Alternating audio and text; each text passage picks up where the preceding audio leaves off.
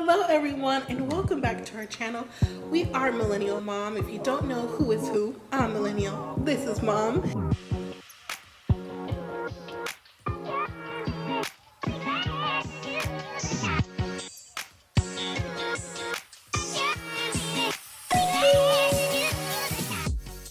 Hello everyone and welcome back to our channel. If you're new here, I'm Mom or Kay from Millennial Mom, and tonight is finally the season premiere of Married at First Sight Season 16 Nashville.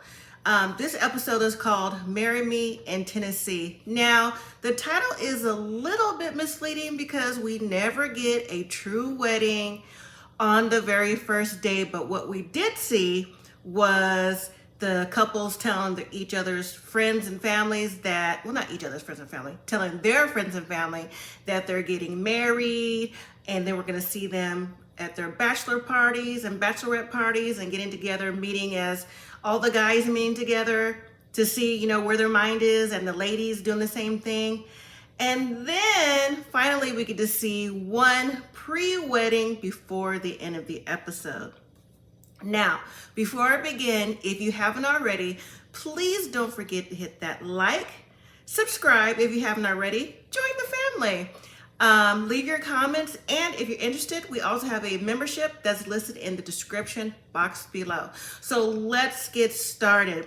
So the first couple up telling their friends and family that they have made the cut for Married at First Sight is Kirsten and Shaq. So Kirsten breaks the news to her family.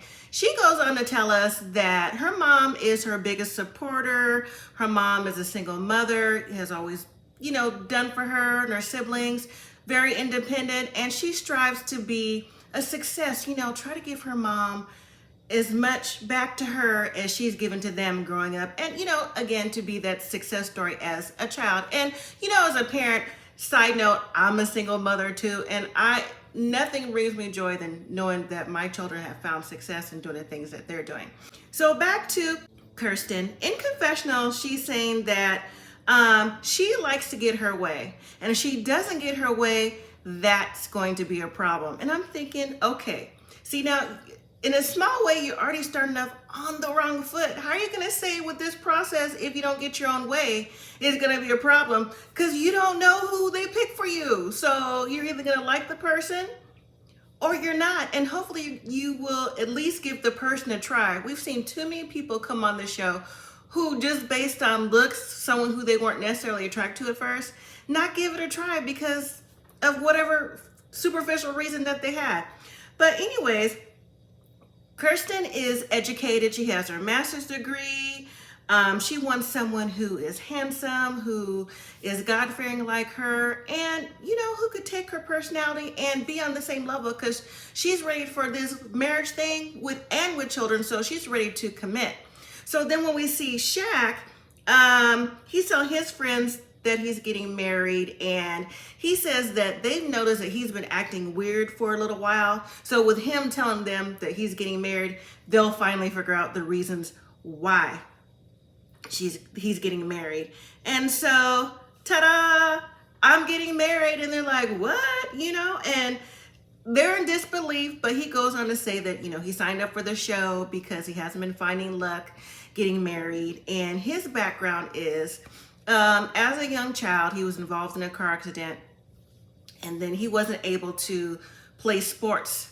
So what he did to make up for that, he did in academics. So he's gone on as far as to right now be a PhD candidate. And I give him all props for that, because to be a PhD candidate, to go all the way through to the very end, to the highest level, is amazing. He also says that he doesn't really have a lot of background in long-term relationships, so he's hoping this Married at First Sight process that they can find him his match. Some of the things that Shaquille's friends are saying, like, you know, are you ready to be married? He says yes. They're like, no, not ready for like day 1 or week 1. We're talking like year 5. And you know what? I'm not sure if I ever heard anyone ask that before. Yes, I've heard friends and family in previous seasons ask, are you ready to get married? But not like year 5, like long term. Maybe someone has, but I don't recall at this moment. Dr. Pepper and Pastor Cal said that they were matched because they have far exceeded expectations in life and with academics, and with their faith in God. That's one of the reasons why they were a match. So moving to Dominique and McKinley. Dominique is telling her friend she's getting married. Now, Dominique is the youngest one on the show this season. She's 25. She's either 25 or 26. I think she's 25. Well, she's hanging out with her girls, and she's like, well, guess what? I'm getting married. But, in the whole process, she was also saying, like, I don't want to give up my girls' night. And her friends were saying, listen, I don't want you to give it up either. Like, your husband can have a problem with us, and maybe you should file for divorce if he has a problem with that. I'm like, see, that's not the kind of friend group you want.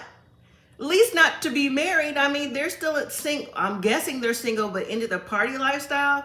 You're going to have to give up a lot of that partying lifestyle to be married, because otherwise I don't understand like what the common ground is. I mean, married at first sight, not party at first sight. I mean, am I wrong? So the background on Dominique is she describes herself as an old soul. She also comes from a single parent household. She says her mom was working, independent, and showed her the way of being independent and not, relying on anyone but yourself. She says her mom is her best friend. They talk multiple times a day. They talk on the way to work, at lunch, after work, before bed, all the time. She says that her mom actually signed her up for the show. Now, here's the thing with that. Now, if you followed our channel for a while and know that Millennial does do this with me, and right now she's working on her master's degree, so she'll be popping her head in from time to time as well along the season. But you know that I would never sign her up for this show. One, because I know the dynamic of Married at First Sight, and two, I'm not sure if people really have the best intention. But can you imagine me on the show? I can see myself in the background, but I don't know. But anyways, Dominique calls her mom on the phone and was like, so give people the background, the inside of why. And her mom says that Dominique's past relationships, she hasn't been picking good men or whatever the case may be. So she feels like this would take her out of the box, change the narrative for her. But I'm thinking 25, and the Millennial is like a year older than her. I mean, yeah, she might be ready to settle down, but I mean, give it a little while. That's just my opinion. Now, McKinley, he is from Michigan. He says he moved to Nashville 4 months ago. He's currently staying with a family friend, someone he's known since he was in the 4th grade. He says that the approval from his friend's family is the stamp of approval. It would mean so much to him if they would, say that this is okay and, yeah, go ahead and go forward with this. The background on McKinley is, he says he's an introvert, he's a dreamer, he's an entrepreneur. He's looking for a long-term relationship, someone who can bring him out of him being introverted. But he did say too that once he knows you, he'll come out from being introverted. So he's hoping that his wife can help him, build up his confidence, I guess he's saying with that. McKinley goes on to say that his parents have been married for 45 years, so he's hoping to find the same success. Now, he had a girlfriend who he was dating for a few years, and then one day he got a picture on his phone, and it was her with a ring on her finger. He's like, oh, cool, so that's the ring that you want me to get for you one day? And the response back was, no, this is my ring, I'm engaged. I mean, what? So that he was obviously blindsided and they broke up. So he hasn't been in the dating game for a while. And so he has come to Married at First Sight to help him get his forever. But I'm not sure how long the relationship that he's talking about with his ex-girlfriend was. I just hope there's enough time for him to get past that, have healed, to move forward in his new venture. Now, Pastor Cal and Dr. Pepper say they're a great match because of their attachment styles. I guess they're both, like, he's an introvert, she's an extrovert. So to help them bring out each other's personalities and maybe calm down another personality, and their independent lifestyles. Moving to Nicole and Chris. Nicole says that her friends and family don't know about the Married at First Sight process and that she's been doing this, like she was selected, but she's hoping to get their support once they find out. And, if not, she'll be devastated. So she tells them, and then the look on their faces was priceless. They were shocked. Now, Nicole is emotional because she says that she's been going through a rigorous process with Mavs to help her find love, because that's one thing that's been eluding her. She does end up getting their support, and I'm happy that they did, because, you don't want to really discourage someone who wants to be married. But again, to hear that someone's getting married and they had no idea in like 2 weeks, that is a lot to swallow for anybody. So the background on Nicole is, she says her mom's Italian, her dad is Jewish, but she takes more of her mom's Italian personality. She calls it an FBI. She says when things don't go right or whatever, she needs to speak her mind, then she turns into FBI first, but her mom is the first or real FBI. And she didn't give the dynamic, or at least I didn't hear what FBI means, but I could kind of figure out what she's trying to say. She also says that she has a big heart and she comes with a lot of sass. She says that she also has a dog and that her dog is her son. She says she even entertains her dog in a way that where she has like puppet shows and different little things. So she really taken her dog and the love for her dog to another level, and she's trying to get her husband and the dog a dad. Now, when Chris meets his friend, he just comes out and says, hey, I'm getting married in 2 weeks. He just comes right on out and say it. Chris's friend says he is the nicest guy or the nicest person he's ever met. And like, why do you think that you want to come with this process? So the background on Chris is, he says that he's always the nice guy finish last kind of persona. And he's tired of being the nice guy.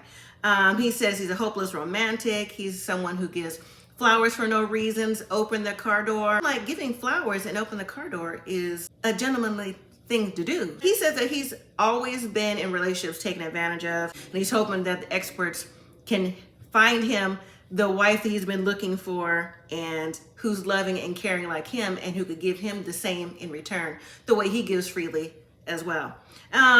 Dr. Pepper and Pastor Cal said they were matched because of their caring nature and have a history of dating the wrong person, and they are equally involved with their dogs. Next up is Eris and Cameron. Eris is nervous to tell his friends and family about the process, about getting married. When he does tell them, one laughs like, like, I can't believe this mess.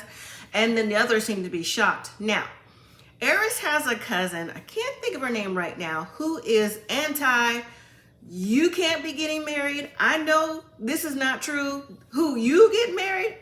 Go ahead and call this off right now. You're not ready. I don't know what you're talking about. Eris describes himself as someone who is, like the cousin said, a work in progress. He said at one point in his life, he was emotionally available. But when he opened himself up to his ex-girlfriend, she ghosted him. And his male ego couldn't take that. Now, he was used to ghosting women, but when it happened to him, he fell back and he's like, you know what? I'm just gonna take time out for me and just get myself together and see where it lands me.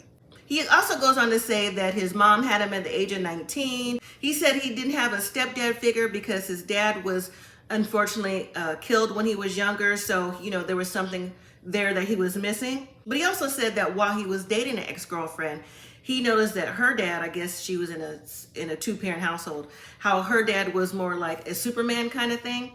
Like, did for the family, worked, and just did what a man is supposed to do in his eyes. So he felt like he wanted to be exactly like that. And that's the reason why he said he took time to get himself together to be reformed and is now ready to be a husband. So now we have Jasmine.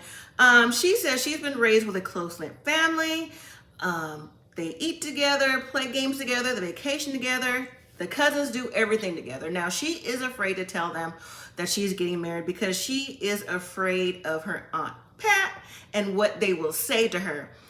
So they play a game called Never Have I Ever, and that's where she breaks the ice saying that, oh, well, I never have I ever got married at first sight. And they were like, oh my gosh. So Jasmine, she got the opposite reaction she was looking for. Her Aunt Pat and the cousins were here for her. They were like, you deserve this. It was just like what Jasmine's family said earlier. You deserve this. You have been waiting a long time. You're a good woman. And hey, if the men that you was in a relationship before didn't know that, oh well. So the background on Jasmine is that she's a former beauty queen and says that she's a cheerleading coach. That is her passion. She says she's in a good space in life and only thing missing is husband and kids. She says she wants to be on Married at First Sight because she's been with too many men that weren't ready and wants someone now who is ready and is ready to man up. And Pastor Cal and Dr. Pepper matched them based on they were both, Eris and Jasmine are both looking for their king and their queen, and they are both like-minded people. Finally, we have Gina and Clint. So Gina has her mom and her friend at a bar. She's gonna tell them she's getting married. She's a little nervous, so she has a bottle of champagne come over, and on the bottle of champagne it says Married at First Sight. Her mom's like, what does that say? She's like, oh, I'm getting married at first sight. Her mom is happy. The friend didn't really give a reaction. She was just kind of sitting there with like a smile, but it was like a smirky smile. She says that she's ready for her forever person and just whatever life brings. The background on Gina, she says that she describes herself as a spontaneous person. She's a salon owner. She's a hairstylist. She said the world is her oyster. She says she want to be on Married at First Sight because, you know, she's ready to settle down. She said she hasn't been in any long-term relationships and she just broke up with someone this year who, I think she was trying to say that maybe because she was a little bit ahead in her life and her business adventures and what she wanted to do, that it was too much for him. Now, see, we heard that story last season with one of the couples, if you remember. We heard that with like a Nate and Stasha kind of thing. So hopefully this is not a repeat. But she also said that men are intimidated by her because she's a woman that owns her own business. So when we meet Clint, he's telling his friends he's getting married. It's a half and half reaction. Some give him a high five. Some are like, what? You're getting married? One of the friends says, you know, you marrying someone you don't know is crazy. Clint says he's full throttle crazy and you can't cage a tiger. I was like, okay, Clint. Clint describes himself as Captain Clint. He says he's a professional life liver and adventurer at heart. He's a sailor, and the sailing and being on the water goes back generations in his family. He says his dream is to have a significant other enjoy the water like he does. He says he was in a long-term relationship before this, but they broke up because the relationship partner said that they felt like she was holding him back from his aspirations of what he wanted to do in life. Clint also tells that he flies airplanes and he has a love of the outdoors. He said even though he flies airplanes, that he is not part of the Mile High Club. Now, is that something that we really need to hear? But he provided that for us anyway. And he says that he will go to all the measures, pull out all the steps to find the love of his life. Now, Pastor Cal and Dr. Pepper said they were matched because they have success and no one to share it with. All right, so after that, the brides and the grooms meet up together, you know, to meet each other and just to give a little insight to see how each other are feeling for getting married and to start that bond of we're together on this journey. So we started with the guys. Eris says he's never lived with a woman. And then I noticed that Shaquille is leading a lot of the conversation. And then Eris jumps in with some conversation that, I don't know, is a little forthcoming that, I don't know, it's a little bit of a, like for me personally, in my opinion, it's like a maturity level kind of thing, just by some of the things that he's saying. But that's based on first impressions. Maybe he could change my mind along the way. But Eris was saying that Clint reminds him of the brawny guy. And I'm thinking, the brawny guy, that's the guy on the paper towel. So like he said that, Eris said that Clint looks like more outdoorsy, and whoever his wife is, better be prepared to be outside getting bit up by mosquitoes and everything. I'm thinking like, is that your business? Eris, is that your business? But like I said, like some of his conversations, whether it be on production or to the group, came off just a little bit immature. The guys were asking, what do they want in a wife? McKinley said he wants to have kids. Shaq said he wanted to have kids as well. He said he also got a call from his niece that said, hey, when you get married, can I dance with you at the wedding? So he was like, you know, that just warmed my heart and I'm just ready for that, the next step in my life. And then Eris breaks out with, so when's the last time anyone had sex? And I'm like, see, here we go. See, I put my finger on that like as soon as he started talking. Anyways, so they asked, well, when's the last time you had sex? And Eris said 2 weeks ago. He said, I was single. So, I mean, technically that didn't count. I mean, I found out like the day before, you know, I found out. And then Clint was like, you know what? I'm glad it's not just me. Because, you know, I had sex too.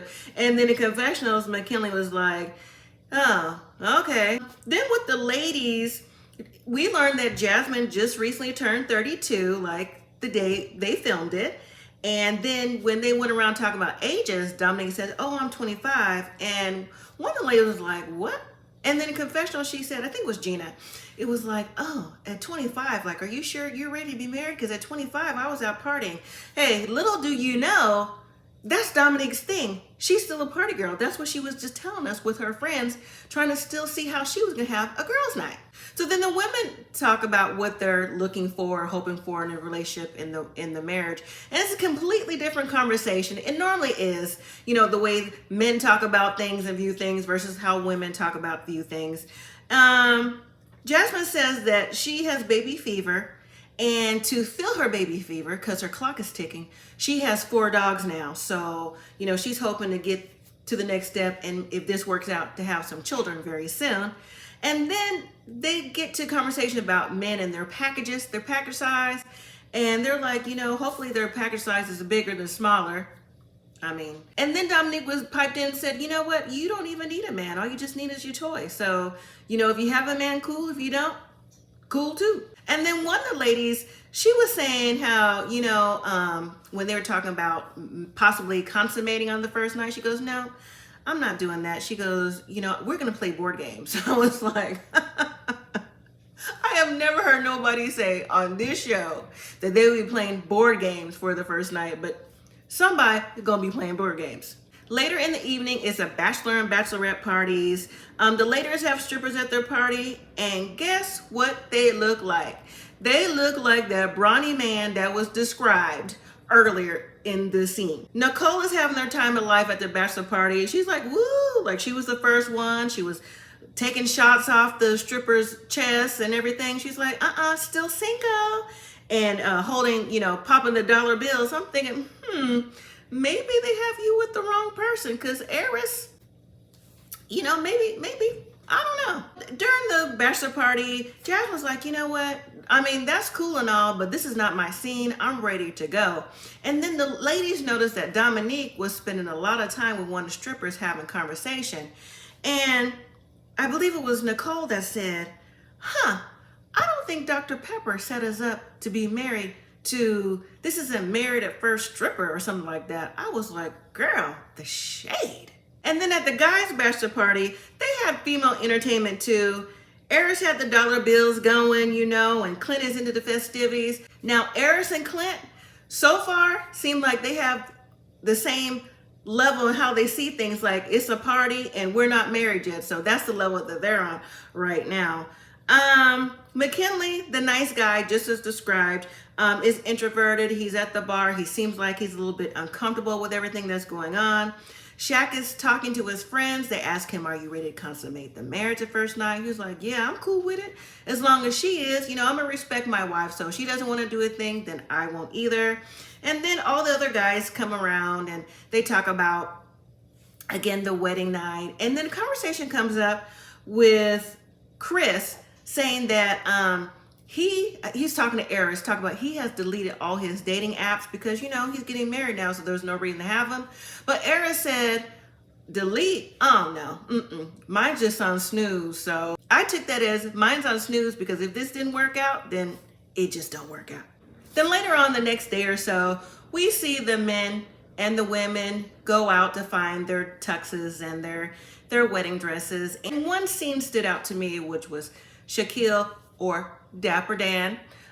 He brought a few young men that he mentors to help him pick out a suit because he said they have a great sense of style, so that will help him out. So I mean, I guess that was a cool bonding moment for him, I guess. So now the wedding day has arrived. First up is Kirsten and Shaquille. She's nervous. She hopes the chemistry is there. She prays she's attracted to him too. One person that's missing from her wedding party while they're getting ready is her mom. The phone's going to voicemail, so she's concerned. She's like, I hope at least one of my parents are here to see me get married. And so her bridesmaids are asking her, so what do you want your husband to look like? Like, what are your expectations since you're so picky? She goes, I want him to have a low haircut and a low beard. Little does she know her husband's gonna be not just a low beard, but bald. Why does the Married at First Sight experts do this to these women? Or to these men as well? Hopefully they put down exactly what it is that they're looking for, and then they get the opposite. But maybe she could look past that and be attracted to him anyways. So when we see Shaquille, he's ready to get married. He's with his groomsmen. And one thing I'm surprised at Shaquille, or Dapper Dan, he is nervous and he's actually being more emotional. Because see, what he presents is, he's always having his sports coat on. He's mentioning his education and what he wants to do in life. But he breaks it down to, he has been dealing with like silent journeys all this time. And he's wondering like, what if this journey isn't what I pictured it to be? But his brother and his groomsmen were saying, you know what? It'll be okay. We all go through silent journeys. You're here now. You have succeeded in life, and don't doubt yourself. You are exactly where you want to be. So now it's time to get married.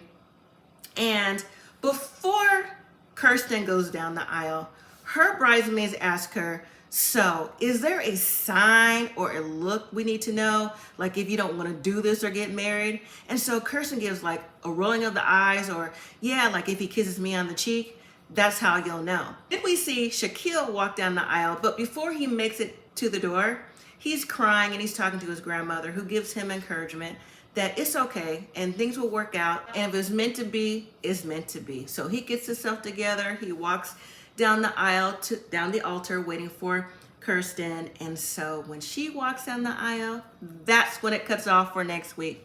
So next week, it looks like we will see the rest of the weddings, which hopefully we do. And we're also going to see Eris's cousin, who we met when he told them that he was getting married. She's telling him like, this is not what you want to do. You need to leave here now. So that's making Eris real nervous, thinking and questioning himself, like, is this something that I really want to do? And then when we see Kirsten get to the altar and they go in for the kiss, that kiss is on the cheek. So what does that say to us? All right, everyone. So that was the end of Married at First Sight, Season 16, Nashville, Marry Me in Tennessee.